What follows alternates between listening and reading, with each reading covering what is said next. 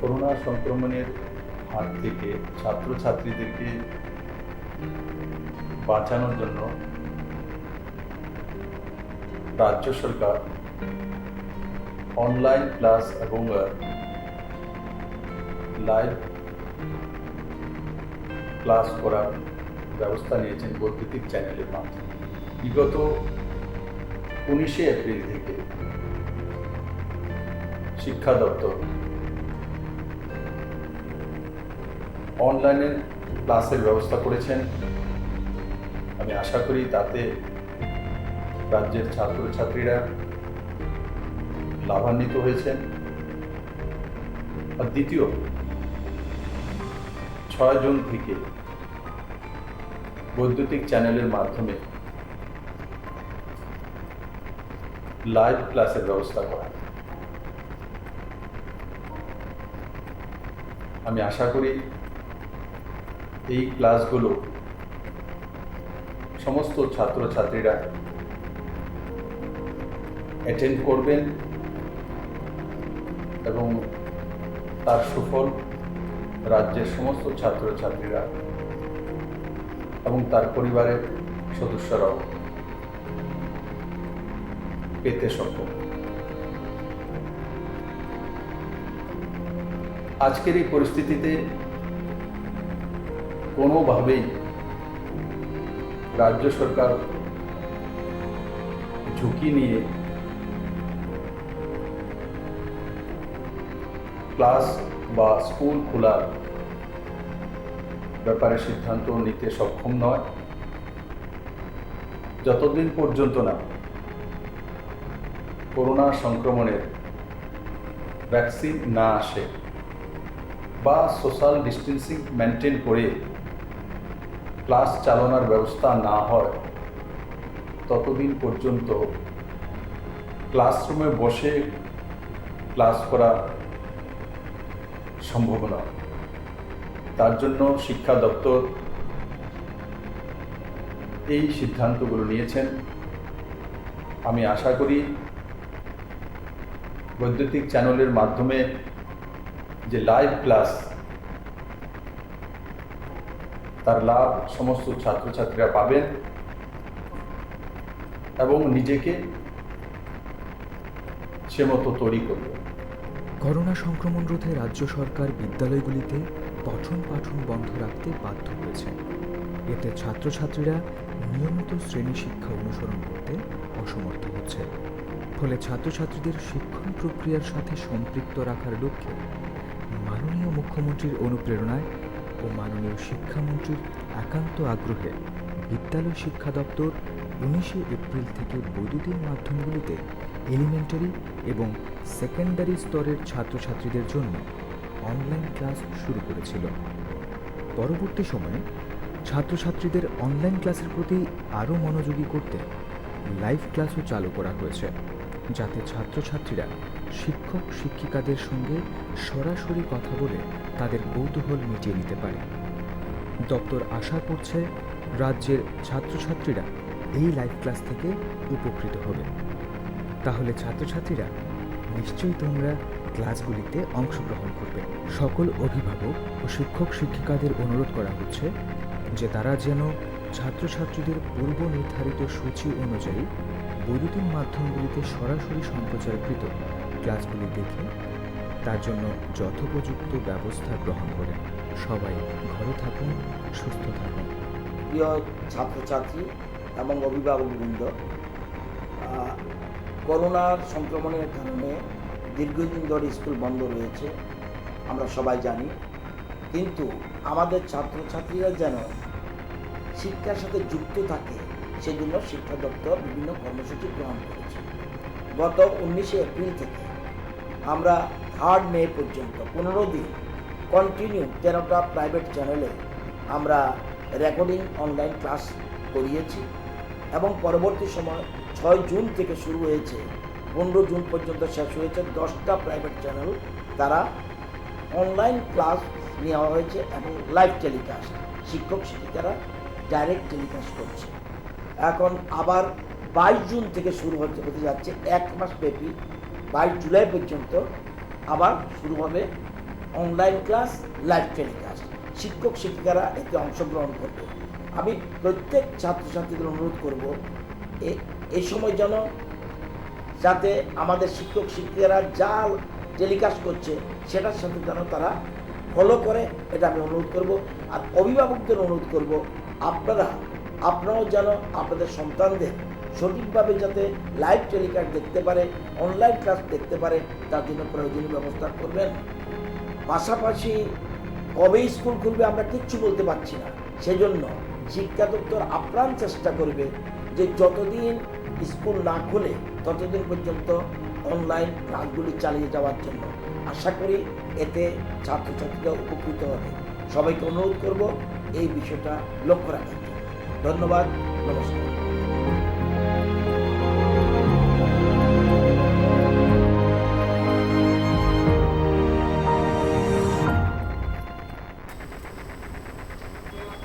নমস্কার, স্বাগত জানাই মৃণালিনী এএনএন। আশা করি সকল ছাত্রছাত্রীরা একদম প্রস্তুত লাইভ অনলাইন ক্লাস ফলো করার জন্য। কারণ বর্তমান যে পরিস্থিতি রয়েছে সেই পরিস্থিতির মধ্যে নিশ্চয়ই কেউই বা স্কুলে যেতে পারেনি, সেই কারণেই রাজ্য সরকার এই সিদ্ধান্ত নিয়েছে এবং সেই সিদ্ধান্ত অনুযায়ী আমাদের চ্যানেলেও লাইভ অনলাইন ক্লাস শুরু হয়েছে। আশা করি সকল ছাত্রছাত্রীরা একদম প্রস্তুত, কারণ আমরা একদম সময় অনুযায়ী আজ শুরু করেছি।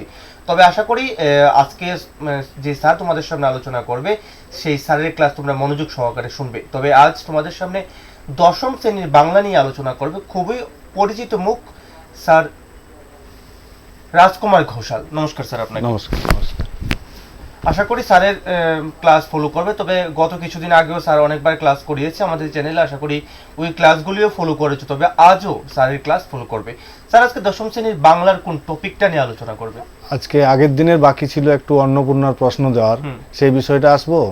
আর দ্বিতীয়ত দস্যু কবলে যে গদ্যাংশটি আছে বঙ্কিমচন্দ্রের লেখা, সেই গদ্যাংশটি পড়াবো। তবে আশা করি সকল ছাত্রছাত্রীরা একদম প্রস্তুত স্যারের পুরো ক্লাস মনোযোগ সহকারে শোনার জন্য। তবে লাস্ট 15 মিনিট যে সময়টা দেওয়া হবে সেই 15 মিনিটে তোমরা সরাসরি ফোন করতে পারো। টিভি স্ক্রিনে যে নম্বরটা থাকবে এটাতে ডায়াল করে। স্যার আপনি শুরু করতে পারেন। ঠিক আছে।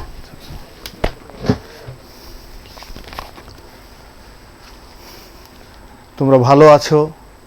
আজকে আমি তোমাদের সাথে যে পড়াটি নিয়ে এসেছি সেটি হলো দস্যু কবলে বঙ্কিমচন্দ্র চট্টোপাধ্যায়ের লেখা।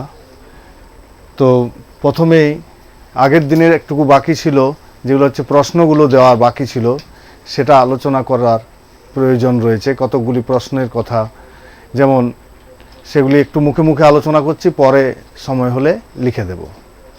যেমন আমার সন্তান যেন থাকে দুধে ভাতে, এই লাইনটি খুব গুরুত্ব দিয়ে পড়বে। আমার সন্তান যেন থাকে দুধে ভাতে। এই অন্নপূর্ণার প্রশ্নগুলি, অন্নপূর্ণা ঈশ্বরী পাটনি, ঈশ্বরী পাটনির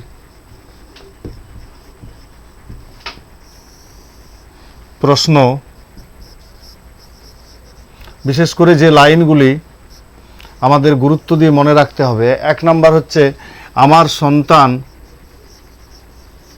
আমার সন্তান যেন থাকে দুধে ভাতে, যেন থাকে দুধে ভাতে। এই লাইনটি খুব গুরুত্ব দিয়ে পড়বে। দ্বিতীয়ত ঈশ্বরীরে পরিচয় করেন ঈশ্বরী, ঈশ্বরীরে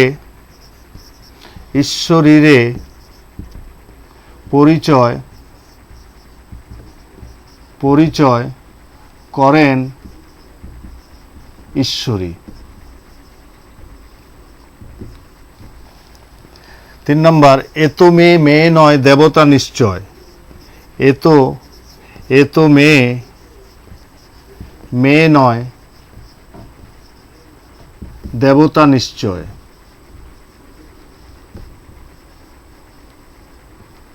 নিশ্চয়। 4 নম্বর যার নামে পার করো ভব পারাপার, যার নামে পার করো ভব পারাপার, ভালো ভাগ্য পাটনি করেন তারে পার, ভালো ভাগ্য পাটনি করেন তারে পার।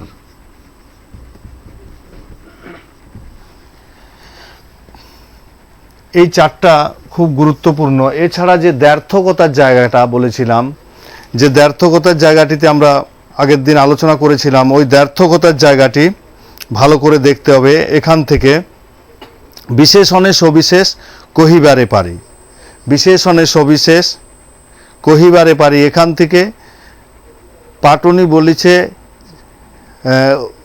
যে মোরে আপনা ভাবে তার ঘরে যাই পর্যন্ত। এছাড়া এখানে আর দুটো লাইন দেওয়া যায়, যেখানে কুলীন জাতি সেখানে কোন্দল, যেখানে কুলীন জাতি, যেখানে কুলীন জাতি সেখানে কোন্দল, সেখানে কোন্দল, যেখানে কুলীন জাতি সেখানে কোন্দল। 6 নম্বরে আরেকটা দেওয়া যায়, ঈশ্বরীরে জিজ্ঞাসিল ঈশ্বরী পাটনি, ঈশ্বরীরে ঈশ্বরীরে জিজ্ঞাসিল জিজ্ঞাসিল ঈশ্বরী পাটনি, ঈশ্বরী পাটনি। এই ছোটা প্রশ্ন একটুকু ভালো করে করতে হবে। তুমি কীরকম ভাবে প্রশ্নগুলো হবে, এরকম লাইন তুলে দিয়ে হবে, এবং লাইনটা তুলে দিয়ে কার লেখা কোন কবিতার অংশ, সবগুলোর ক্ষেত্রে এইভাবে তৈরি করো। কার লেখা কোন কবিতার অংশ, কে কাকে বলেছে, প্রসঙ্গ উল্লেখ করে তাৎপর্য লেখো, প্রসঙ্গ উল্লেখ করে তাৎপর্য লেখো। সবগুলোর এরকমই, আমার সন্তান যেন থাকে দুধে ভাতে, কার লেখা কোন কবিতার অংশ, বক্তাকে, প্রসঙ্গ উল্লেখ করে তাৎপর্য লেখো। ঈশ্বরীরে পরিচয় করেন ঈশ্বরী, এটা খুব ইম্পর্টেন্ট। এটার প্রশ্নটা এরকম হতে পারে, কার লেখা কোন কবিতার অংশ, দুই ঈশ্বরী বলতে কাকে কাকে বোঝানো হয়েছে বা কাদের বোঝানো হয়েছে, পরিচয় ঈশ্বরীরে কিভাবে পরিচয় দিয়েছিলেন তা লেখো। এ তো মেয়ে মেয়ে নয় দেবতা নিশ্চয়, খুব ইম্পর্টেন্ট। এ তো মেয়ে মেয়ে নয়, এখানে দুই মেয়ে বলতে কি বোঝানো হয়েছে, কার লেখা কোন কবিতা, এটা থাকলেই প্রসঙ্গ উল্লেখ করে তাৎপর্য লেখো। যার নামে পার করো ভব পারা পার, ভালো ভাগ্য পাটনি করেন তারে পার। আর যেখানে কুলীন জাতি, এগুলো সব প্রসঙ্গ উল্লেখ করে তাৎপর্য। ঈশ্বরীরে জিজ্ঞাসিল ঈশ্বরী পাটনি, কে কাকে কি জিজ্ঞাসা করেছিল, কার লেখা কোন রচনার অংশ, প্রসঙ্গ উল্লেখ করে তাৎপর্য লেখো। এই প্রশ্নগুলো আগের দিন দেওয়ার সময় হয়নি, তো এই প্রশ্নগুলো আমি আজকে দিলাম। এই প্রশ্নগুলো রেডি করলেই হয়ে যায়। এছাড়া শর্ট প্রশ্ন তো প্রতিটা লাইন থেকেই হতে পারে। দু রকমের প্রশ্ন হবে, এক হচ্ছে এমসিকিউ থাকবে, সে এমসিকিউ থেকে করবে, আর 2 নাম্বার হচ্ছে এক বাক্যে থাকবে। এমসিকিউ যে 6টা প্রশ্ন থাকবে আর 2 নম্বরে 8টা প্রশ্ন, তার মধ্যে ঈশ্বরী পাটনি থেকে থাকতে পারে 1টা 2টো। তাহলে আর বড় প্রশ্ন 5 মার্কের, যেটা মার্ক ডিস্ট্রিবিউশনগুলো তোমাদের হয় 5 মার্কের 1+1+3 কিংবা 1+2+2, আমি এগুলো শেষে দিনে আরও বিস্তারিত আলোচনা করে দেব। আজকে যেটা আমাদের আলোচনার বিষয় সেটা এখন যাচ্ছি। প্রথমত আমরা বঙ্কিমচন্দ্র চট্টোপাধ্যায় সম্পর্কে জানব।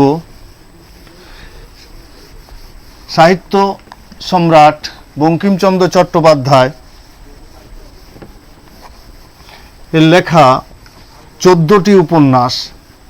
সেই 14টি উপন্যাসের মধ্যে একটি গুরুত্বপূর্ণ উপন্যাস হলো রাজসিংহ। রাজসিংহ তিনি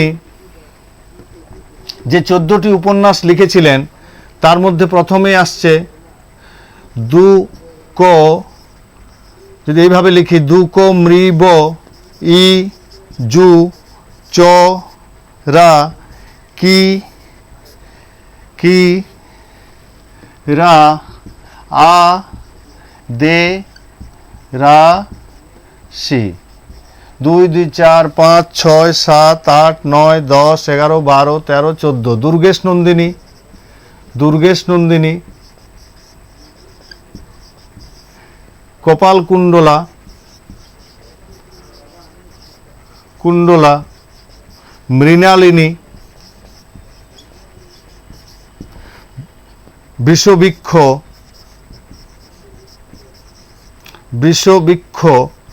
ইন্দিরা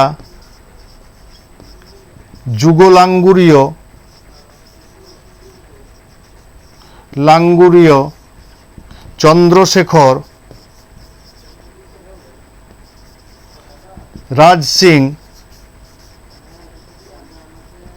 রাজসিংহ কৃষ্ণকান্তের উইল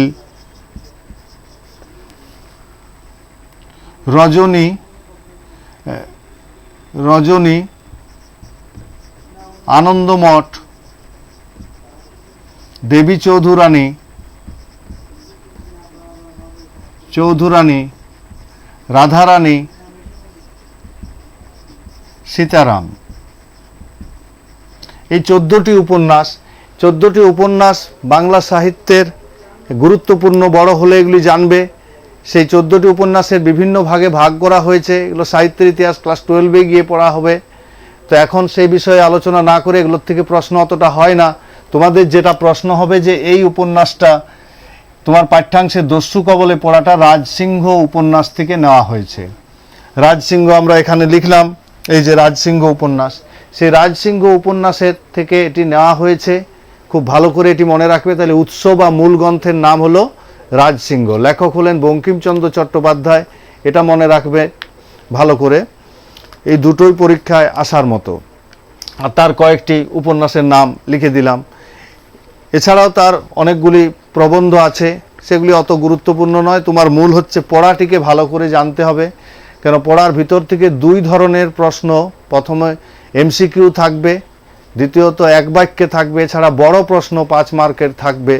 তাই সেগুলি ভালো করে যদি লাইন বাই লাইন পড়ো, তুমি গল্পটি ভালো করে পড়লেই তাহলেই লিখতে পারবে, কোনো অসুবিধা হওয়ার কথা নয়। এখন পড়াটাকে আমাদের ভালো করে জেনে নেওয়া খুবই দরকার। সে পড়াটাকে ভালো করে জেনে নাও।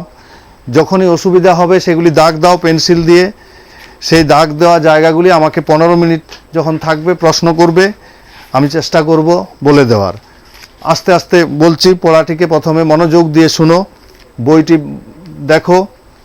তো দস্যু কবলে বঙ্কিমচন্দ্র চট্টোপাধ্যায়, জন্ম 1838, তিনি মারা যান 1894-এ।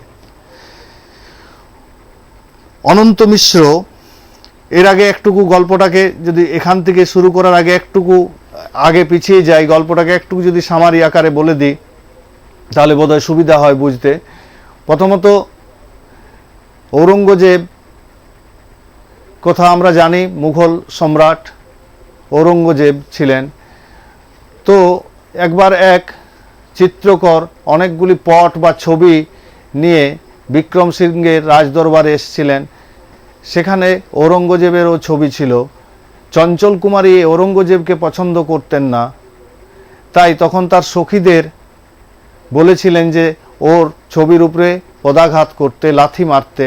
তো কোনো সখী রাজি হননি। চঞ্চল কুমারী তার মধ্যে লাথি মেরেছিলেন। সেই খবর ঔরঙ্গজেব পেয়ে যায় এবং পরবর্তী সময়ে ঔরঙ্গজেব চঞ্চল কুমারীর পাণিগ্রহণ করতে চায়। তার পরবর্তী থেকে এখানে পড়াটা শুরু হচ্ছে। তোমার কি হচ্ছে না, অনন্ত মিশ্র চঞ্চল কুমারীর পিতৃকুলপুরোহিত। অনন্ত মিশ্র একজন কুলপুরোহিত, পিতৃকুলপুরোহিত মানে পিতা ঠাকুরদাদার আমলের থেকে পুরনো কুলপুরোহিত। কন্যা নির্বিশেষে অর্থাৎ মেয়ের মতো চঞ্চল কুমারীকে ভালোবাসতেন। বিক্রম সিংহের কন্যা চঞ্চল কুমারী মেয়ের মতো ভালোবাসতেন কুলপুরোহিত অনন্ত মিশ্র। তিনি মহামহোপাধ্যায় পণ্ডিত, তিনি মহান উপাধ্যায়, মহামহোপাধ্যায় পণ্ডিত। সকলে তাহাকে ভক্তি করিত। চঞ্চলের নাম করিয়া তাহাকে ডাকিয়া পাঠাইবা মাত্র তিনি অন্তঃপুরে আসিলেন। চঞ্চল ডাকছে, ডেকে পাঠানো মাত্রই তিনি অন্তঃপুর মানে ঘরের ভিতরে, রাজদরবারের ভিতরে এলেন। কুলপুরোহিতের অবারিত দ্বার, অবারিত দ্বার মানে সব ঘরের দরজায়, সব ঘরেই যেতে পারে রাজ পরিবারের সব জায়গাতে। পথিমধ্যে মানে পথমধ্যে নির্মল, নির্মল হলেন চঞ্চল কুমারীর সখী বান্ধবী। পথিমধ্যে নির্মল তাহাকে গ্রেপ্তার করিল। গ্রেপ্তার করলো মানে আটকালো। প্রথমে যখনই যাচ্ছে সখী চঞ্চল কুমারী তাকে আটকালো এবং সকল কথা বুঝাইয়া দিয়া ছাড়িয়া দিল। ওই যে আগের ঘটনাটা বললাম সেই কথাটা, যে ঔরঙ্গজেব তার পানি গ্রহণ করতে চেয়েছে, এই যে একটা বিপদের সম্মুখীন হয়েছে, এই কথাগুলি তাকে জানালো। বিভূতি চন্দন বিভূষিত, বিভূতি মানে ছাই, চন্দন কপালে আছে, বিভূষিত মেখে আছে, যেহেতু কুলপুরোহিত, প্রশস্ত ললাট, চওড়া ললাট, দীর্ঘকায়, বিরাট চেহারার, রুদ্রাক্ষ শোভিত, গলায় রুদ্রাক্ষের মালা আছে, হাস্যবদন, সেই ব্রাহ্মণ চঞ্চল কুমারীর কাছে আসিয়া দাঁড়াইলেন। চঞ্চল কুমারীর কাছে অনন্ত মিশ্র দাঁড়ালেন। নির্মল দেখিয়াছিল যে চঞ্চল কাঁদিতেছে, নির্মল দেখলেন, আগেই দেখেছিল চঞ্চল কাঁদিতেছে, কিন্তু আর কাহারও কাছে চঞ্চল কাঁদিবার মেয়ে নয়, কারো কাছে সহজে কাঁদে না। গুরুদেব দেখিলেন চঞ্চল স্থির মূর্তি, অনন্ত মিশ্র দেখলেন চঞ্চল স্থিরভাবে দাঁড়িয়ে, বললেন, মা লক্ষ্মী আমাকে স্মরণ করিয়াছ কেন? মা লক্ষ্মী বলতে কাকে বোঝানো হয়েছে? চঞ্চল কুমারীকে, যে আমাকে মনে করেছ কেন, ডেকেছ কেন? চঞ্চল, আমাকে বাঁচাইবার জন্য, আর কেহ নাই যে আমাকে বাঁচায়। অনন্ত মিশ্র হাসিয়া বললেন, বুঝেছি, রুক্মিণীর বিয়ে, তাই পুরোহিত বুড়াকেই দ্বারকায় যেতে হবে। আমি বুঝতে পেরেছি, রুক্মিণীর বিয়ে, তাই আমাকেই দ্বারকায় যেতে হবে। তা দেখো মা লক্ষ্মীর ভাণ্ডারে কিছু আছে কি না, যদি কিছু থাকে, পথ খরচটা জুটিলেই আমি উদয়পুরে যাত্রা করব, আমার পথ খরচটা জুটে গেলেই আমি উদয়পুর চলে যাব। চঞ্চল একটি জরির থলি, জরি চিকচিক করে যে জরির, সেই থলি বাহির করিয়া দিল। তাহাতে আশরফি ছিল। আশরফি কি প্রশ্ন হয়? আশরফি হলো মুঘল আমলের মুদ্রা, আশরফি। পুরোহিত 5টি আশরফি লইয়া অবশিষ্ট বাকি ফিরাইয়া দিলেন। অবশিষ্ট যা ছিল 5টি মাত্র নিলেন, বাকি সব ফিরিয়ে দিলেন। বলিলেন, পথে অন্নই খাইতে হইবে, আশরফি খাইতে পারিব না। পথে তো অন্নই খেতে হবে, এই 5টা আশরফিতেই হবে, আশরফি তো আর খাবার নয়। এ কথা একটি কথা বলিতে পারিবে কি? চঞ্চল বললেন, আমাকে আগুনে ঝাঁপ দিতে বলিলেও আপনি এ বিপদ হইতে উদ্ধার হইবার জন্য তাও পারি। যে বিপদে পড়েছি, যদি আপনি আগুনে ঝাঁপ দিতে বলেন, আমি তাও পারি, কি আজ্ঞা করুন। মিশ্র মানে অনন্ত মিশ্র, রাজা রাজসিংহকে একখানি পত্র লিখিয়া দিতে পারিবে? চঞ্চল ভাবিল, বলিল, আমি বালিকা, পুরস্ত্রী, ঘরের স্ত্রী, তাহার কাছে অপরিচিতা, কি প্রকারে পত্র লিখি? আমি তো তার কাছে অপরিচিত, রাজসিংহের কাছে, আমি কিভাবে পত্র লিখব? কিন্তু আমি তাহার কাছে যে ভিক্ষা চাইতেছি, তাহাতে লজ্জারই বা স্থান কই? লিখিব যে ভিক্ষা চাইছি তার কাছে। অনন্ত মিশ্র, আমি লিখাইয়া দিব না আপনি লিখিবে? চঞ্চল, আপনি বলিয়া দিন। নির্মল সেখানে দাঁড়াইয়াছিল, সে বলল, তা হইবে না, এ বামুনে বুদ্ধির কাজ নয়। খুব ইম্পর্টেন্ট লাইন, এ বামুনে বুদ্ধির কাজ নয়, এ মেয়েলি বুদ্ধির কাজ। অর্থাৎ আমরা লিখব, তোমাকে লিখতে হবে না, আমরা পত্র লিখিব, আপনি প্রস্তুত হইয়া আসুন। মিশ্র ঠাকুর চলিয়া গেলেন, কিন্তু গৃহে গেলেন না। মিশ্র ঠাকুর গেলেন, সেখান থেকে গেলেন, কিন্তু ঘরে গেলেন না। রাজা বিক্রম সিংহের নিকট দর্শন দিলেন। তিনি রাজা বিক্রম সিংহের কাছে গেলেন, বললেন, আমি দেশ পর্যটনে গমন করিব, মহারাজকে আশীর্বাদ করিতে আসিয়াছি। আমি বিদেশে ঘুরতে যাব, দেশের বাইরে যাব। তাই তখন বিদেশ বলতে ফরেন কান্ট্রি নয়, যে পাশাপাশি অন্য একটা রাজ্যে যাব, অন্য একটা রাজার রাজ্যে। কি জন্য, কোথায় যাইবেন রাজা তাহা জানিবার ইচ্ছা প্রকাশ করিলেন। কি জন্য যাবেন আপনি, কোথায় যাবেন? কিন্তু ব্রাহ্মণ তাহা কিছু প্রকাশ করিয়া বলিলেন না, কিন্তু কিছুই প্রকাশ করলেন না। তথাপি তিনি যে উদয়পুর পর্যন্ত যাইবেন, একটু একটু বলল যে উদয়পুর যাব, তাহা স্বীকার করলেন এবং রানার নিকট পরিচিত হইবার জন্য একখানি লিপির জন্য প্রার্থিত হলেন। একখানি পত্র চাইলেন, রাজাও পত্র দিলেন। অনন্ত বিশ্ব রাজার নিকট হইতে পত্র সংগ্রহ করিয়া চঞ্চল কুমারীর নিকট পুনরাগমন করলেন। আবার চঞ্চল কুমারীর কাছে গেলেন, রাজার কাছে পত্রটা নিয়ে। তখন চঞ্চল ও নির্মল দুইজনের দুই বুদ্ধি একত্র করিয়া, দুই বান্ধবীতে এক হয়ে পর একখানি পত্র সমাপন করিয়াছিল, শেষ করেছিল।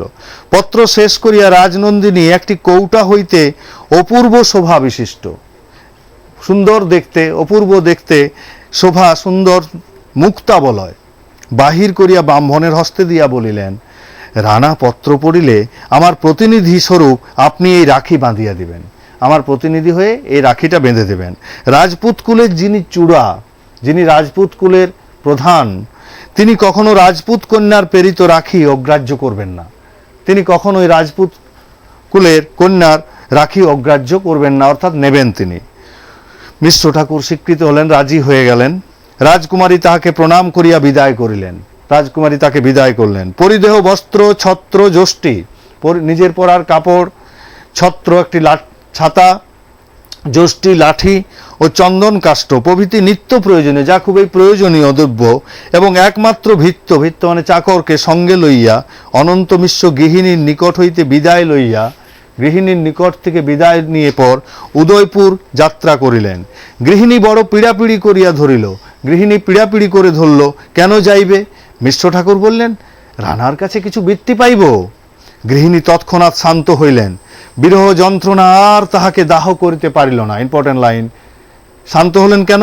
না, অর্থলাভের আশা স্বরূপ যে কিছু টাকা পয়সা পাবো, সেখানে গেলে শীতল বাড়ি প্রবাহে যে প্রচণ্ড বিচ্ছেদ বন্যে, যে স্বামী চলে যাবে, এতদিন ধরে কোথায় যাবে, তো যখনই বলল যে আমি সেখানে কিছু টাকা পাবো, বিচ্ছেদ বন্যী বার কত ফোঁস করিয়া নিবিয়া গেল। বার কত একটু হলো, যাবে তো যাও, কি করব। মিশ্র ঠাকুর ভৃত্য সঙ্গে যাত্রা করলেন। মিশ্র ঠাকুর চাকরকে সঙ্গে নিয়ে বেরিয়ে গেলেন। তিনি মনে করিলে অনেক লোক সঙ্গে লইতে পারিতেন, অনেক লোক নিতে পারতেন, কিন্তু অধিক লোক থাকিলে কানাকানি হয়, অনেকেই শুনে যাবে, জেনে যাবে যে রাজসিংহের কাছে যাচ্ছে, এই জন্য লইলেন না। এখন পথটার বর্ণনা, কোন পথ দিয়ে যাচ্ছে, এতক্ষণ আশা করি জায়গাটা বুঝতে পেরেছ। এই জায়গাটা এখন পরেরটা হচ্ছে পথের বর্ণনাটা, যে পথে যাচ্ছে।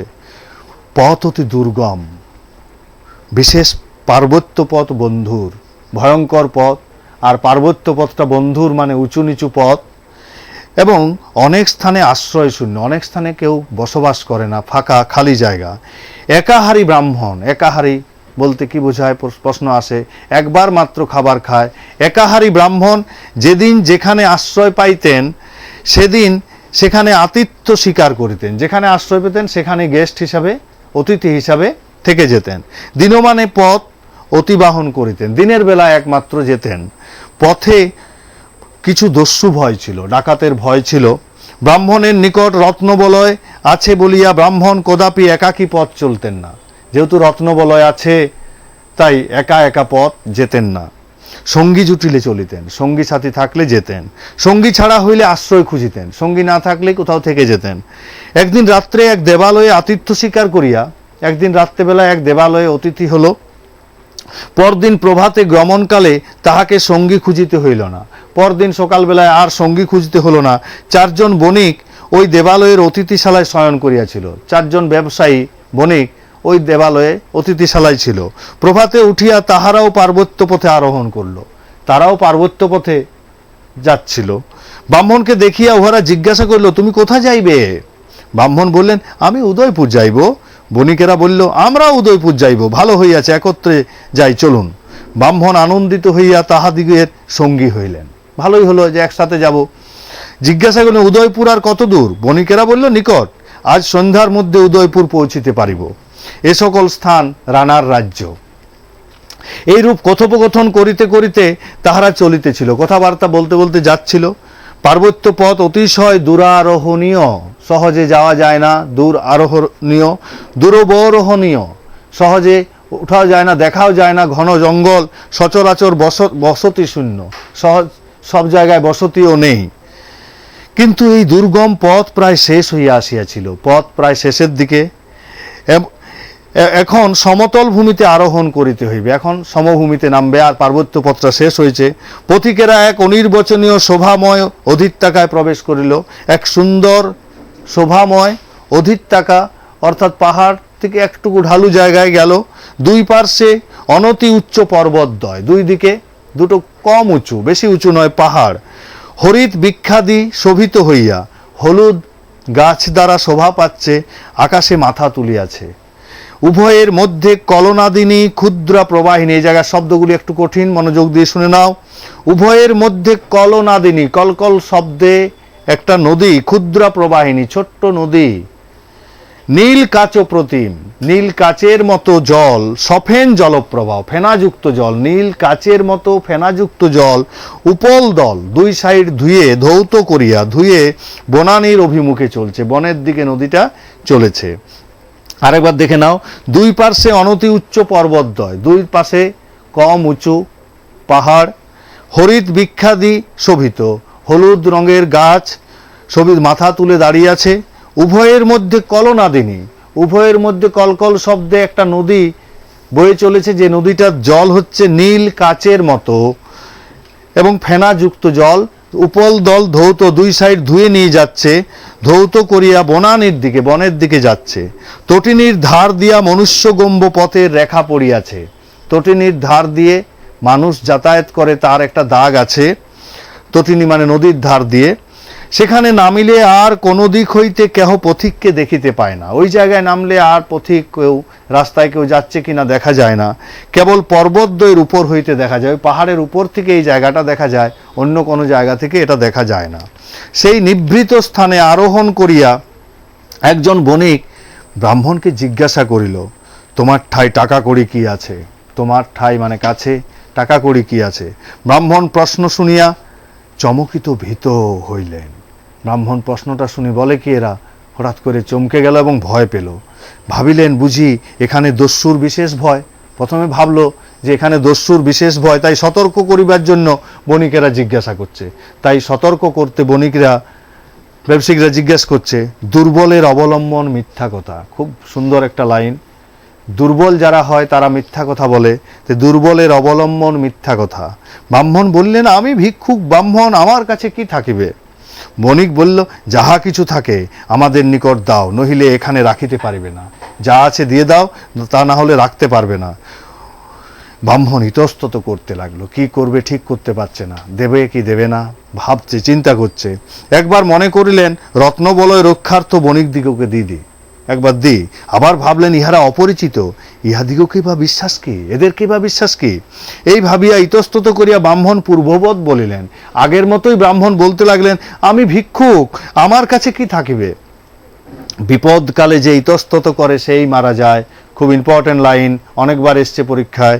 বিপদকালে যে ইতস্তত করে, বিপদের সময় যে ঠিক ডিসিশন নিতে পারে না, কি করবে ঠিক করতে পারে না, সেই মারা যায়। ব্রাহ্মণকে ইতস্তত করিতে দেখিয়া ছদ্মবেশী বণিকেরা বুঝিল যে অবশ্য ব্রাহ্মণের কাছে বিশেষ কিছু আছে, ব্রাহ্মণের কাছে বিশেষ কিছু আছে। একজন তৎক্ষণাৎ ব্রাহ্মণের ঘাড় ধরিয়া ফেলিয়া দিয়া তাহার বুকে হাঁটু দিয়া বসিল। একজন ব্রাহ্মণকে একদম বুকে হাঁটু দিয়ে মাটিতে ফেলে বসলো এবং তাহার মুখে হাত দিয়া চাপিয়া ধরিল, মুখটা হাত দিয়ে চেপে ধরল। মিশ্র ঠাকুরের ভৃত্যটি তৎক্ষণাৎ কোন দিকে পলায়ন করল। মিশ্র ঠাকুরের চাকরটি তখন কোন দিকে চলে গেল, কেউ দেখিতে পাইল না। মিশ্র ঠাকুর বাঘ নিষ্পত্তি করিতে না পারিয়া, কথা বলতে না পারে, মুখ বন্ধ করে দিয়েছে, নারায়ণ স্মরণ করতে লাগলো। মনে মনে ঠাকুর নারায়ণকে স্মরণ করতে লাগলো। আর একজন তাহার গাঁটরি যেখানে বাঁধা ছিল, গাঁটরি কাড়িয়া লইয়া খুলিয়া দেখিতে লাগলো। তাহার ভিতর হইতে চঞ্চল কুমারী প্রেরিত বলয়, যে মুক্তা বলয়, দুখানি পত্র আশরফি পাওয়া গেল। সেই মুক্তা বলয়টি পেল, পত্র দুখানি পেল, আর আশরফি 5টি পেল। দস্যু তাহা হস্তগত করিয়া সঙ্গীকে বলিল, সঙ্গীকে বলল, আর ব্রহ্মহত্যা করিয়া কাজ নাই।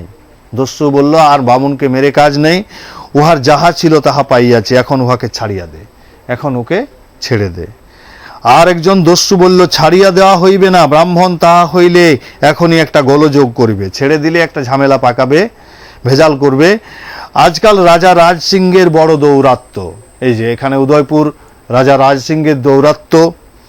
তাহার শাসনে বীর পুরুষ আর অন্ন করিয়া খাইতে পারে না, তার শাসনে বীর পুরুষেরা আর কিছু খেতে পায় না। উহাকে এই গাছে বাঁধিয়া রাখিয়া যায়, দস্যুরা কিছু করতে পারে না। এখনই রাজসিংহ জানতে পারলে অসুবিধা হবে, তাই ওকে গাছে বেঁধে রেখে যায়। এই বলিয়া দস্যুগণ মিশ্র ঠাকুরের হস্ত পদ, মিশ্র ঠাকুরের হাত পা এবং মুখ তাহার পরিধেয় বস্ত্রে, তার পরার কাপড়ে দৃঢ়তর বাঁধিয়া পর্বতের সানুদেশস্থিত, পর্বতের সেই ঢালু জায়গাটায় যেখানটায় কেউ দেখতে পাবে না, ওই পাহাড়ের উপর থেকে কেবল দেখা যাবে, একটি ক্ষুদ্র বৃক্ষের কাণ্ডের সহিত বাঁধিল, একটি ছোট গাছের ডালে বেঁধে দিল। পরে চঞ্চল কুমারী দত্ত রত্নবলয়, যে রত্নবলয়টি দিয়েছিল, এবং পত্র প্রভৃতি লইয়া ক্ষুদ্র নদীর তীরবর্তী পথ অবলম্বন করিয়া ছোট নদীটির পথ ধরে পর্বত অন্তরালে অদৃশ্য হল, পর্বতের আড়ালে তারা চলে গেল। সেই সময় পর্বতের উপরে দাঁড়াইয়া একজন অশ্বারোহী তাহাদিগকে দেখল। সেই সময় পর্বতের উপর থেকে একজন ঘোড়সওয়ার, যে অশ্বারোহী ঘোড়ায় ছিলেন, তিনি দেখলেন। তাহারা অশ্বারোহীকে দেখিতে পাইল না, এই দস্যুরা অশ্বারোহীকে দেখল না, পলায়নে ব্যস্ত, তারা তখন যাওয়াতে ব্যস্ত ছিল। দস্যুগণ পার্বতীয়া প্রবাহিনী তটবর্তী বনমধ্যে প্রবেশ করিয়া অতি দুর্গম মনুষ্য সমাগম শূন্য পথে চলিল। তারা যেখানে মানুষজন নেই সেই পথে চলল। এইরূপ কিছু দূর গিয়া এক নিভৃত গুহা মধ্যে প্রবেশ করিল। এক নির্জন গুহাতে তারা প্রবেশ করলো।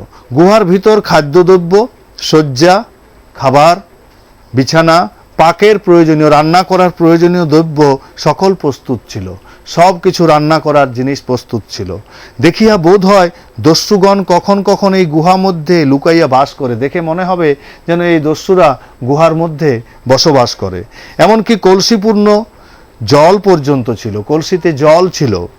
দস্যুগণ সেইখানে উপস্থিত হইয়া তামাকু সাজিয়া খাইতে লাগিল। দস্যুরা সেখানে তামাকু খেতে লাগলো, একজন পাকের উদ্যোগ করিতে লাগলো, একজন রান্নার উদ্যোগ করছে। একজন বলিল, মানিকলাল রসুই পরে হবে। মানিকলাল রান্না করতে যাচ্ছিল, তাকে বলল যে রসুই রান্না পরে হবে, প্রথমে মালের কি ব্যবস্থা হইবে তাহার মীমাংসা করা যাক। যে জিনিসগুলো আশরফি এবং মুক্তাবলয় সেগুলোর কি হবে তার ব্যবস্থা করা যাক। মানিকলাল বলিল, মালের কথাই আগে হোক, এই জিনিসপত্রের কথাটাই আগে হোক। তখন আশরফি কয়টি কাটিয়া 4 ভাগ করিল। আশরফিগুলো কেটে 4 ভাগ করলো। একজন এক ভাগ লইল, তারা ভাগ করে নিয়ে নিল। রত্নবলয় বিক্রয় না হইলে ভাগ হইতে পারে না। রত্নবলয় যে মালাটি ছিল সেটা তো বিক্রি না হলে হবে না ভাগ, তাহা সম্প্রতি অবিভক্ত রইল, তা ভাগ করা হলো না। পত্র দুখানি কি করা যাইবে তাহার মীমাংসা হইতে লাগিল। পত্র দুখানি কি করা যাবে তার একটা মীমাংসা হতে লাগলো। দলপতি বলিলেন, কাগজে আর কি হইবে, উহা পুড়াইয়া ফেলো। কাগজে আর কি হবে, ওটা পুড়িয়ে ফেলো। এই বলিয়া পত্র দুখানি সে মানিকলালকে অগ্নিদেবকে সমর্পণ করিবার জন্য দিল। এই বলে পর পত্রটি মানিকলালকে দিল যে আগুনে পুড়িয়ে দিতে। মানিকলাল কিছু কিছু লিখিতে পড়িতে জানিত। মানিকলাল সে পড়তে লিখতে জানত। সে পত্র দুখানি আদ্যপান্ত পড়িয়া আনন্দিত হলো। পত্রগুলি পড়ে সে আনন্দিত, আদ্যপান্ত প্রথম থেকে শেষ পর্যন্ত পড়ে খুবই আনন্দিত হলো। বলিল, এ পত্র নষ্ট করা হইবে না, ইহাতে রোজগার হইতে পারে। ইম্পর্টেন্ট লাইন, এ পত্র নষ্ট করা হইবে না। কোন পত্রের কথা বলা হয়েছে, কি কি বলিয়া আর 3 জন গলযোগ করিয়া উঠিল। কি কি হবে? মানিকলাল তখন চঞ্চল কুমারীর পত্রের বৃত্তান্ত তাহাদিওকে সবিস্তারে বুঝাইয়া দিল, যে কি জন্য পত্র দিয়েছে সব কিছু বুঝালো। শুনিয়া চোরের মধ্যে আনন্দিত হইল, চোরেরা বড় আনন্দিত হলো। মানিকলাল বলল, দেখো এ পত্র রানাকে দিলে কিছু পুরস্কার পাইব, এ পত্র রানাকে দিলে কিছু পুরস্কার পাওয়া যাবে। তাহলে এই হলো তোমার দস্যু কবলে যে পড়াটি ছিল সেই পড়াটি। এখন এই পড়াটা যে সংক্ষেপে যে কি হলো তাহলে আমরা জানলাম যে অনন্ত মিশ্র তাদের বাড়ির কুলপুরোহিত, সংক্ষেপে যতটা আমরা মনে রাখবো কিভাবে, সেই কুলপুরোহিতকে চঞ্চল কুমারী ডেকে পাঠিয়েছিল। তিনি সেখানে এলেন এবং তার এই বাড়িতে ছিল অবারিত দ্বার। তিনি এসেই জানতে চাইলেন চঞ্চল কুমারীকে কি ব্যাপার, যদিও পথেই নির্মল তাকে আটকে ছিল অনন্ত মিশ্রকে এবং সব কথা বলেছিল, তবু এসে দেখলো চঞ্চল স্থিরভাবে আছে, তাই জানতে চেয়েছিল যে কি হলো মা লক্ষ্মী, তুমি বলো। তখন বলল যে এরকম বিপদে পড়েছি, আমাকে এই বিপদ থেকে আপনি উদ্ধার করেন। ঠিক আছে, তোমার কাছে কিছু টাকা পয়সা হবে কিনা। তখন তিনি একটি জরির থলি বার করে দিল এবং সেই জরির থলির থেকে 5টা আশরফি নিল এবং 5টা আশরফি নিয়ে পর বলল, পথে তো অন্নই খেতে হবে, আশরফি খাওয়া যাবে না। তারপরে বলল, তখন তাহলে একটা চিঠি তুমি লিখে দাও। মাঝখানে একটা কথা বলছি, ছাত্রছাত্রীরা আশা করি তোমরা স্যার যে টপিকটা নিয়ে আজকে আলোচনা করছে, বাংলার 10ম শ্রেণীর বাংলার যে টপিক নিয়ে তোমাদের সামনে উপস্থাপনা করছে, সেই ক্ষেত্রে যদি তোমাদের কোনো ক্ষেত্রে অসুবিধা হয়ে থাকে তাহলে নিশ্চয়ই তোমরা ফোন করতে পারো। তাহলে নিশ্চয়ই দেরি না করে যাদের অসুবিধা আছে তাদের মোবাইলটা নাও এবং মোবাইলে ফোন নাম্বার ডায়াল করো 8258936928, এই নম্বরে সরাসরি ফোন করতে পারো এবং স্যারের সাথে কথা বলতে পারো। ঠিক আছে স্যার, আপনি আবারও কন্টিনিউ করতে পারেন। তখন তোমরা বুঝতে পারছো যে জায়গাটা আমরা একবার পড়ে দিয়েছি, এখন সংক্ষেপে আলোচনা করছি পড়াটাকে, কতটা সংক্ষেপে সহজভাবে। তো তখন বললো, একটি পত্র তুমি তাহলে লিখে দাও, তুমি নিজে লিখতে পারবে না আমি লিখে নেব। বলছে, তখন নির্মল বলল লিখে দিলেই ভালো হয়, কিন্তু নির্মল বলল যে, চঞ্চল যখন বলল লিখে দিলে ভালো হয়, কিন্তু নির্মল এসে বলল যে না, এ বামুনে বুদ্ধির কাজ নয়, এ মেয়েলি বুদ্ধির কাজ, আমরা দুজনে লিখব। তো দুজনে যখন এরা লিখছে তখন অনন্ত মিশ্র রাজা বিক্রম সিংহের কাছে গেলেন। সেখানে বললেন যে আমি কিছুদিন দেশ পর্যটনে যাচ্ছি, তো আমার ফিরতে দেরি হবে। তিনি বিক্রম সিংহ জানতে চাইলেন কোথায় যাবেন, কতদিন দেরি হবে ইত্যাদি ইত্যাদি। তিনি তখন বুঝিয়ে দিলেন যে তিনি উদয়পুরে যাবেন, রাজা রাজ সিংহের ওখানে, ওই পথ দিয়ে যাবেন, তাই একটা পত্র দিলে ভালো হয়। তখন বিক্রম সিংহ একটি পত্র দিলেন। পরে আবার তিনি ফিরে এলেন চঞ্চল কুমারীর কাছে। তখন এরা দুই বান্ধবীতে মিলে একটা পত্র শেষ করেছে এবং দুটো পত্র আর 5টা আশ্রপি, এছাড়াও চঞ্চল কুমারী একটা মুক্তাবলয় দিল যে রানা রাজসিংহকে এই মুক্তাবলয়টি রাখির মতো দিতে, তিনি নিশ্চয়ই নেবেন রাজকুমারীর এই মুক্তাবলয়। এই সমস্ত নিয়ে তিনি সেখান থেকে বিদায় নিলেন, বাড়িতে গেলেন। বাড়িতে গিয়ে প্রয়োজনীয় জিনিস, একটা লাঠি, ছাতা, চন্দন কাষ্ঠ ও পরার কাপড়পত্র নিল, আর একজন চাকরকে নিল। তারপরে গৃহিণীর কাছে বিদায় নিলেন। গৃহিণী প্রথম একটু কেঁদে উঠলেন, বিরহ বেদনা তার, যে কোথায় যাবে এতদিন। কিন্তু যখন বলল যে আমি সেখানে কিছু বৃত্তি মানে টাকা পয়সা পাবো, তখন তার কান্না থামলো। এরপরে তিনি সেখান থেকে বিদায় নিলেন চাকরকে নিয়ে, সেই জিনিসপত্র নিয়ে। পথটা খুবই দুর্গম, ভয়ঙ্কর পথ, পার্বত্য পথ, পাহাড়ের পথ, ঘন জঙ্গল আছে, দস্যু ভয়ও ছিল। অনন্ত মিশ্র একাহারি একবার মাত্র দিনে খেতেন, তাই পথে কোথাও একা যেতেন না, লোকজন থাকলে পর যেতেন, দিনের বেলায় যেতেন, রাত্রে হলে কোথাও আশ্রয় নিতেন। তো একদিন একটা জায়গায় আশ্রয় নিয়েছেন, সেখানে 4 জন বণিকের সাথে পরিচয় হয়। তারাও উদয়পুর যাবে। পরের দিন যখন বেরিয়েছে একসাথে বলছে আমরাও উদয়পুর যাব। তারা সবাই যখন যাচ্ছে তখন হঠাৎ করে নদীর পথ এক জায়গায় চলে এলো, সেই পার্বত্য পথ শেষ হয়ে গেছে। এক জায়গাতে ঢালু পথটা, সেখানে 2 দিকে 2টো পাহাড়, মাঝখানে একটি নদী বয়ে চলেছে, সুন্দর কলকল শব্দে নদীর জল বয়ে চলেছে, নীল কাচের মতো জল। সেই জায়গা থেকে নমস্কার, কে বলছো? হ্যালো, টিভির ভলিউমটা কমিয়ে কথা বলুন। দুঃখিত, ফোনটা ডিসকানেক্ট করতে হচ্ছে, কারণ যারাই ফোন করবেন তারা নিশ্চয়ই আগে টিভির ভলিউম কমিয়ে কথা বলবেন। যদি টিভির ভলিউম কমিয়ে না কথা বলেন তাহলে আমাদেরও কথা বলতে অসুবিধা হবে। স্যার, আপনি আবারও কন্টিনিউ করতে পারেন। ঠিক আছে। তো সেখানে যাওয়ার পর সেই দস্যুরা তখন বলল যে আপনার কাছে কি আছে। ব্রাহ্মণ তখনই চিন্তিত হয়ে পড়লেন। অনন্ত মিশ্র প্রথমত ইতস্তত করতে লাগলেন এবং তিনি ভাবতে পারেননি। নমস্কার, কে বলছো? হ্যালো, হ্যাঁ হ্যালো, হ্যালো, টিভির ভলিউমটা কমিয়ে কথা বলো।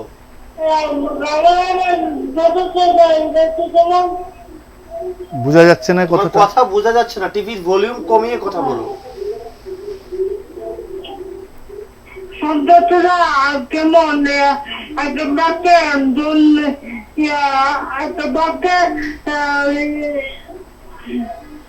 দুঃখিত, ফোনটা ডিসকানেক্ট করতে হচ্ছে কারণ কথাই বোঝা যাচ্ছে না। তাহলে নিশ্চয়ই টিভির ভলিউম কমিয়ে আপনারা কথা বলুন, কারণ টিভির ভলিউম কমিয়ে যদি না ফোন করুন তাহলে আপনারা ছাত্রছাত্রী যে প্রশ্নটা করবে তোমরা কিন্তু স্যার কিন্তু সেই প্রশ্নটা বুঝতে পারবে না। তাহলে নিশ্চয়ই টিভির ভলিউম কমিয়ে তারপর ফোন করবে। স্যার, আপনি আবারও কন্টিনিউ করতে পারেন।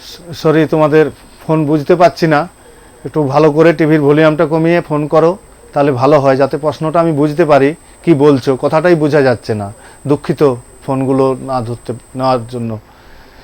তো আমরা তারপরেই দেখলাম যে অনন্ত মিশ্রকে তখন সেখানে তিনি ইতস্তত করতে লাগলেন যে তার কাছে কি জিনিসপত্র আছে। যখন তারা জিজ্ঞেস করলো, সে তখন বলল আমি ভিক্ষুক ব্রাহ্মণ, আমার কাছে কিই বা থাকবে। তিনি মিথ্যা কথা বললেন, কিন্তু বিপদকালে যে ইতস্তত করে সেই মারা যায়। খুব ইম্পর্টেন্ট লাইন। নমস্কার, কে বলছো?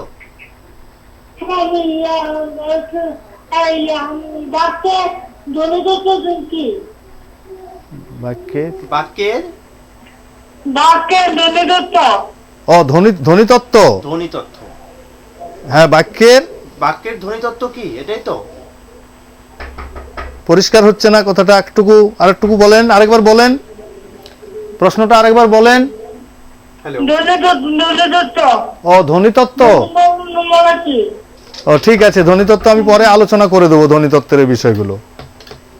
ঠিক আছে, এখন আমি পড়াচ্ছি দস্যু কবলে গদ্যাংশটি এখানে ধ্বনিতত্ত্বের নেই, ব্যাকরণের পরে আলোচনা করে দেবো যখন সুযোগ হবে। ঠিক আছে? যে বলছিলে স্নেহের ছাত্রীটি ধ্বনিতত্ত্বের কথা, ধ্বনিতত্ত্ব আমি পরে ঠিক সময়ে আলোচনা করে দেবো যেগুলি আছে। ওকে, ধন্যবাদ। তো তখন সেখানে তিনি ইতস্তত করলেন, তখন তারা বুঝতে পারলো যে এর কাছে কিছু আছে, তাই তারা তাকে অনন্ত মিশ্রকে একজন মাটিতে ফেলে দিয়ে তার মুখে হাত দিয়ে চেপে ধরলেন এবং তার কাছে যে জিনিসপত্র ছিল, দুটি মুক্তাবলয়, আশরফি 5টি ও 2টি পত্র সব কেড়ে নিল। তারপরে ওকে গাছের ডালে বেঁধে দিয়ে তাকে ওকে গাছের ছোট্ট একটা গাছের কাণ্ডে ডালে বেঁধে দিয়ে তারপর ওরা চলে গেল। এরা যখন এইসব করছিল তখন উপর থেকে দেখতে পেল একজন অশ্বারোহী। এরা তারপরে নির্দিষ্ট গুহার মধ্যে চলে গেল। গুহায় গিয়ে পর একজন রান্নার জন্য ব্যবস্থা, একটা গুহার খাওয়ার, সেখানে থাকা খাওয়ার এবং জলও ছিল কলসে পূর্ণ, সেগুলো বোঝা গেল। তো সেখানে তারা সেই জিনিসপত্র কিভাবে ভাগ করা যায় তার ব্যবস্থা করতে লাগলো। তখন তাদের মধ্যে যে আশরফিগুলো ভাগ করে নিল। হ্যাঁ, নেন। নমস্কার, কে বলছো? বলছি ধাতু কি ধাতু? ও ধাতু, ধাতু কি? ধাতু ঠিক আছে। ধাতু হচ্ছে, ধাতু আমি এটার পরে আলোচনা করে দিই, পড়াটা শেষ করে আপনার প্রশ্নের উত্তর দিচ্ছি। ধাতু কি? ঠিক আছে, আমি লিখে রাখছি, বলে দেব ধাতু কি। ওকে, থ্যাংক ইউ। আগে এই পড়াটা শেষ করে দিই, আর একটুকু আছে। তো তখন সেখান থেকে দস্যুরা যখন জিনিসপত্র ভাগ বাটোয়ারা করলো, তার মধ্যে মুক্তাবলয় তো আর বিক্রি না হলে ভাগ করতে পারবে না, কেবল আশরফিগুলি ভাগ হলো। আর পত্র দুটি তারা পুড়িয়ে ফেলতে বলল, কিন্তু মানিকলাল ছিলেন, তিনি একটু পড়তে জানতেন। পড়ে দেখলো যে এই পত্র উদয়পুরের রাজাকে দেওয়া হয়েছে, রাজসিংহকে দেওয়া হয়েছে। তিনি ভাবলেন যে এতে কিছু রোজগার হতে পারে, তাই পত্র তিনি নষ্ট করলেন না। এটা হচ্ছে তোমাদের পড়াটা গেল। এই পড়ার থেকে যেসব গুরুত্বপূর্ণ আমরা জায়গা পেরোলাম, সেই গুরুত্বপূর্ণ জায়গাগুলি পরীক্ষায় আসার মতো একটুকু দেখে নাও।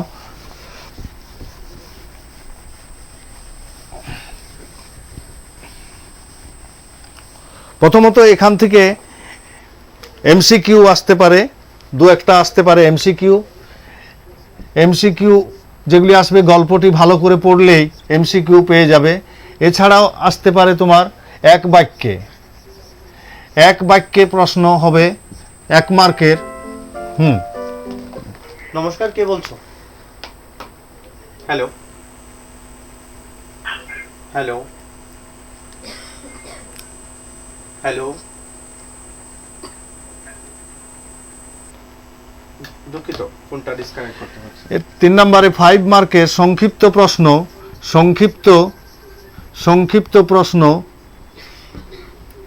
প্রশ্ন আসবে 5 মার্কের, যেগুলোর মার্ক ডিস্ট্রিবিউশন 1+3 কিংবা 1+2+2। এগুলো এমসিকিউ 1 মার্কের থাকবে, 1 বাক্যে 1 মার্কের থাকবে। তো এই যে এই প্রশ্ন, এই সংক্ষিপ্ত কয়েকটি প্রশ্ন বিশেষ করে গুরুত্বপূর্ণ। তার মধ্যে পড়াতে বলেছি যে বিপদকালে যে ইতস্তত করে, খুব ইম্পর্টেন্ট লাইন এটা। বিপদকালে যে ইতস্তত করে সেই মারা যায়।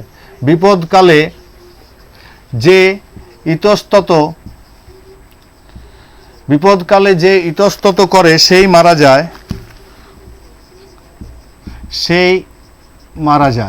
খুব ইম্পর্টেন্ট লাইন, এটাকে শিখছো। 2 নম্বরে আরও 2-একটা লাইন, যেমন বলেছিলাম লাস্টে এই লাইনটি, এ পত্র নষ্ট করা হইবে না। এ পত্র নষ্ট করা হইবে না। এই লাইনগুলি একটু ভালো করে দেখে রাখবে। বিপদকালে ইতস্তত করে সেই মারা যায়, এ পত্র নষ্ট করা হইবে না। এছাড়া যে প্রশ্নটি হতে পারে, যেমন এখান থেকে রাজপুত কুলের যিনি চূড়া, তিনি কখনো রাজপুত কন্যার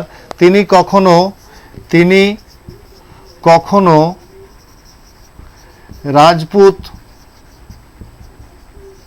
কন্যার রাজপুত কন্যার, তিনি কখনো রাজপুত কন্যার প্রেরিত রাখি অগ্রাহ্য করিবেন না। অগ্রাহ্য করিবেন না, অগ্রাহ্য করিবেন না। মোটামুটি এরকম লাইনগুলো একটু দেখে রাখবে এগুলো, আর ভালো করে গল্পটিকে পড়লেই এখান থেকে পারা যাবে। আমাকে যে দুটি আলোচনা বলেছো, আগের দিন বলেছিলে একজন যে বাংলা শব্দ ভাণ্ডার, আর এখন একজন বললেন যে ধাতু ব্যাপারটা আলোচনা করতে, ধাতুটা। তো এটা আমাদের দস্যু কবলে এখানে শেষ করছি। এখন ধাতুটাকে একটু আলোচনা করে দিই। ধাতু, ক্রিয়াপদের মূলকে বলা হয় ধাতু। ধাতু হলো, ধাতু ক্রিয়াপদের মূল। ক্রিয়াপদের মূল হলো ধাতু। যেমন পড়িতেছি, এই ক্রিয়াপদটা পড়িতেছি, এটাকে যদি আমি বিশ্লেষণ করি, পড়ি যোগ তেছি, তেছিটা হলো ক্রিয়ার কাল, প্রেজেন্ট কন্টিনিউয়াস। পড়ি কথাটাকে যদি ভাঙি, তাহলে পর যোগ রস্বই যোগ তেছি। এরপরে যদি পরটাকে ভাঙি, পর যোগ অ যোগ ই যোগ তেছি। এরপরে পর যদি ভাঙি, পট, এই যে পট, এটা হলো ক্রিয়া ধাতু। তাহলে পট শব্দটা হলো ধাতু। নিশ্চয়ই বুঝতে পারলে যে ধাতু কি। আমাকে প্রশ্ন করেছিলে যেটা, যে ধাতু ব্যাপারটা কি, সেটা উত্তরটা পেয়েছো, যে ক্রিয়াপদের মূলেই হলো ধাতু। ঠিক আছে, তোমার প্রশ্নের উত্তর পেয়েছো। নেক্সট চলে যাও। আরেকজন আগের দিন নেতাজি স্কুলের একজন ছাত্র, প্রিয় ছাত্র, জানতে চেয়েছিলে বাংলা শব্দ ভাণ্ডারটা, সেটা নিয়ে আমি একটুকু আলোচনা করে দিচ্ছি সংক্ষেপে।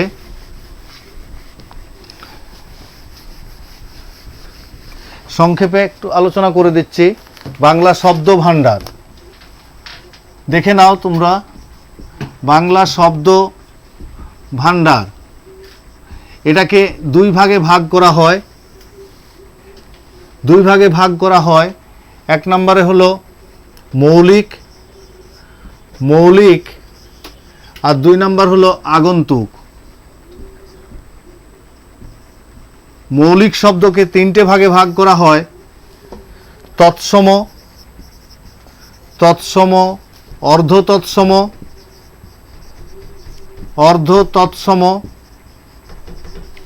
আর হলো তদ্ভব।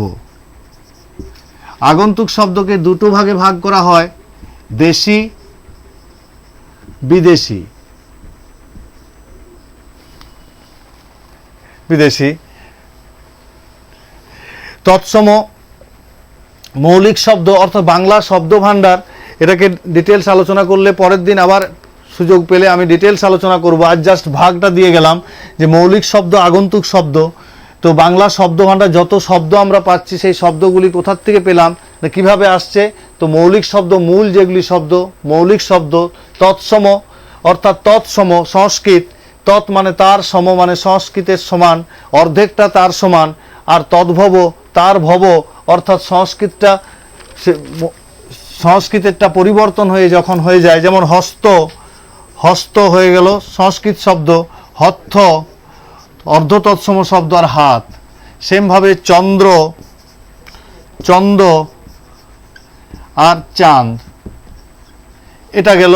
তাহলে তৎসম, সংস্কৃত শব্দগুলোকে তৎসম বলছি, অর্ধেকটা পরিবর্তন হয়ে যাচ্ছে, সেগুলো অর্ধ তৎসম।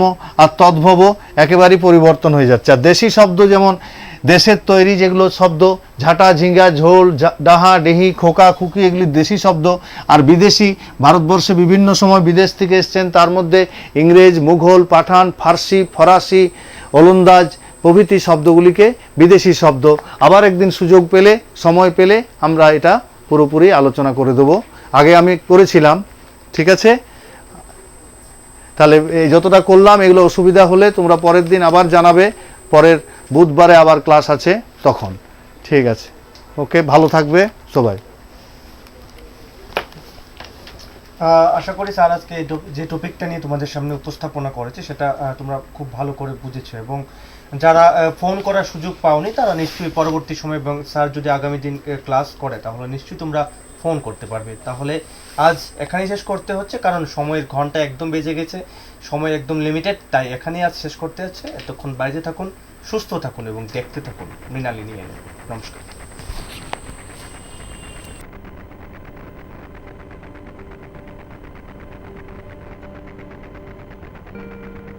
করোনা সংক্রমণের হাত থেকে ছাত্রছাত্রীদেরকে